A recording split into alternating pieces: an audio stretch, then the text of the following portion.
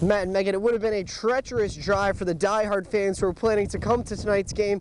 It was a treacherous walk up the stairs to the second level of the Carrier Dome here as the snow continues to fall. The scene is still very active here in the town of Theresa. State troopers are searching the home of Staff Sergeant Justin Walters. Matt and Megan, when the Morse family went to sleep last night, an 8-foot inflatable Grim Reaper was standing watch right here in their front yard. But when they woke up this morning, they found the string that was holding it steady was cut. Some of the most intense localized flooding I saw was here in the valley. I'm standing on Cindy and David Shaka's back porch, and I want to give you a chance to see what they've been dealing with all morning. The back of his truck is about 2 times as full as a normal day. They took out their snowblower, tested it, and placed it right here outside their garage in Mattydale. But when they awoke the next morning, when they needed it most, it was gone.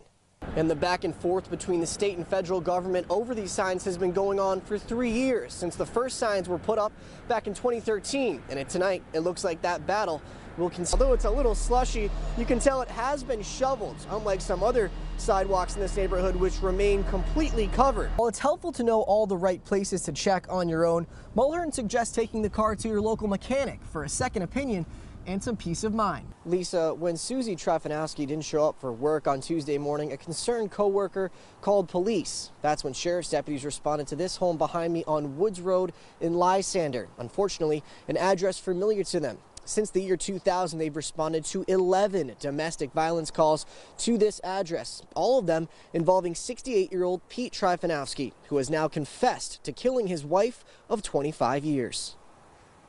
What began as a missing person case for 62-year-old Susie Trefanowski turned into a murder investigation once detectives spoke with her husband. The defendant not only revealed that he had taken her life, but he also revealed where she could be found.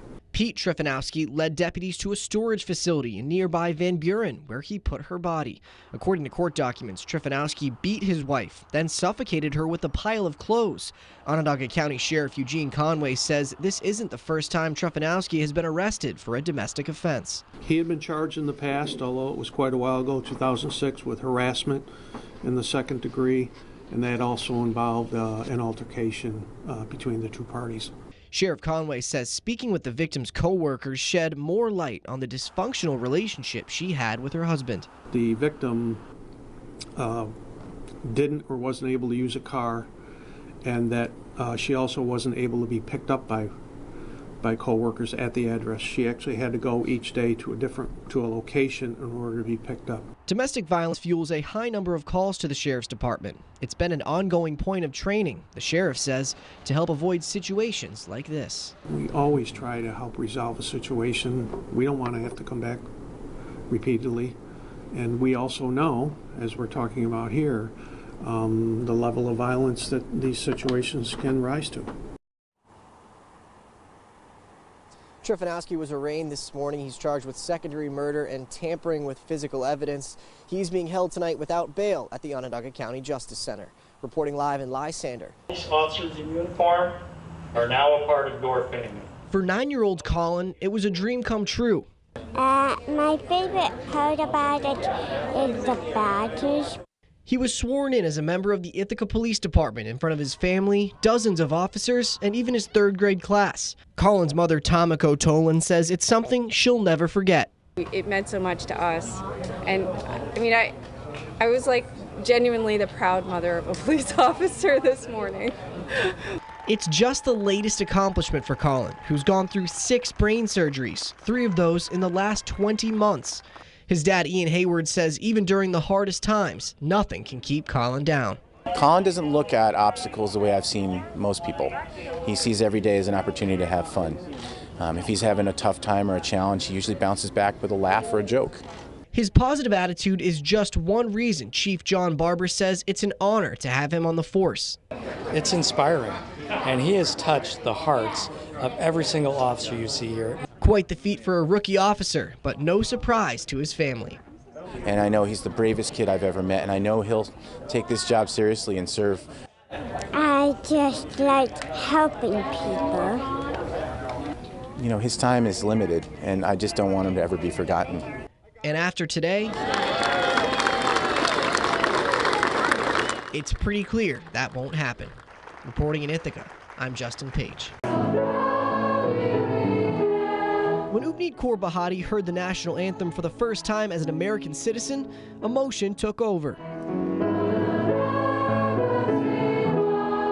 She's been waiting for this day for more than 25 years. I can call my country my home without any qualifiers. She grew up in Syracuse, but left with her family after she says her temple in Central Square was burned down by vandals. My family and I, we went to Canada.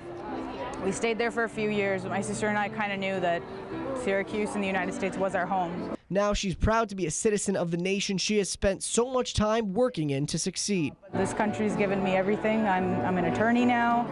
I've worked with great people. I've had the support of the community. So it's just it's a nice day. Despite an uneasy political climate for new Americans, Bahati says the country's principles are what make it great. I mean, our country's made up of immigrants, so this is nothing new. Our personal history is becoming the history of America today. Krishna Batre also took the oath of allegiance, something he would have never imagined in an earlier life. I spent almost 20 years of my life in refugee camp, and I always wanted to become citizen of the greatest nation of the world. He graduated from Syracuse University in May and is working as a software engineer, but he says his biggest accomplishment is this piece of paper. Today is my pride, joy, and happiest moment in the life to be citizen. It is like my dream come true. A dream he shares with so many. Reporting in Syracuse, I'm Justin Page. Dustin Mondix may still be in the hospital, but on senior night at Moravia High School, number 40 was everywhere. Number 40, Dustin Mondix. Dustin was Skyped into the gym where his family and teammates exchanged hugs and flowers. It was just absolutely amazing. It made me cry. Dustin's mom, Edie Inman, knows it's a moment her son won't soon forget. Oh my gosh. He was psyched, as he would say, psyched. Even cracking jokes on his teammates from his hospital bed. Even though you guys thought you got rid of me, I'm still here. Head coach Todd Mulvaney says if his team needed any extra motivation, they got it. The hair on the back of my neck still standing up. It was really cool to see him, especially in the gym. Faced with a test no team should have to face, he says his guys came together. It hasn't been easy, but we fought through the ups and downs, and we just kept believing and knowing he was going to be back. And tonight, it was a perfect exclamation point for senior night. Before tip-off, the Blue Devils went over to Dustin, one of their captains, for one last-minute pep talk. Based on our talk with Dustin last week, it could have gone something like this. They're winning, I'm keep winning over here.